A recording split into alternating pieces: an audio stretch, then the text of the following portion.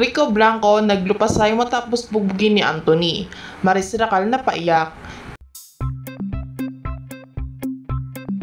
Isang nakakagulat na balita ang nangyari sa isang event kamakailan na mangyari ang hindi inaasahang pangyayari. Naglupasay si Rico Blanco matapos siyang bugbugin ni Anthony, habang napaiyak naman ang kanyang kasintahan na si Maris Racal. Ang insidente ay naganap sa isang private event kung saan maraming kilalang personalidad mula sa industriya ng showbiz ang nagtipon. Ayon sa mga saksi, nagsimula ang alitan sa isang hindi pagkakaunawaan sa pagitan ni Rico at Anthony.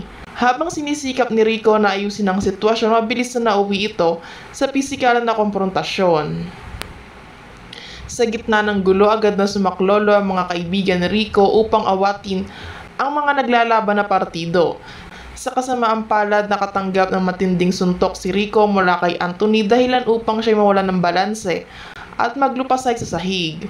Hindi napigilan ni Maris Racal ang kanyang emosyon at agad na napaiyak na makita ang kalagayan ng kanyang kasintahan. Hindi ko inaakala na hahantong sa ganito ang kanyang pahayag habang siya'y pinapakalma ng mga kaibigan. Agad naman dumating ang mga otoridad at medical team upang bigyan ng paunang lunas si Rico Blanco. Ayon sa mga doktor, nagkaroon ng ilang pasa at minor injury si Rico, ngunit wala namang malubhang pinsala.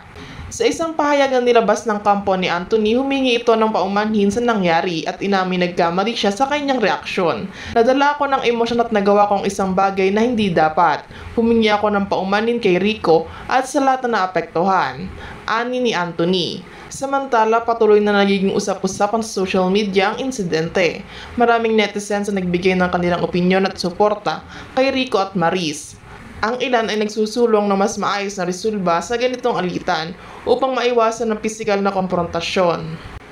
Sa kabila na nangyari, nagpasalamat si Rico sa mga taong nagpakita ng malasakit at suporta sa kanila ni Maris. Ang mahalaga ay ligtas tayo ngayon at umaasa akong magiging aral ito sa lahat, pahayag ni Rico. Ang insidenteng ito ay isang paalala na mahalaga ang pagresolba ng mga alitan sa payapang paraan at ang pag-iwas sa mga pisikal na konfrontasyon na maaaring magdulot ng mas matinding pinsala.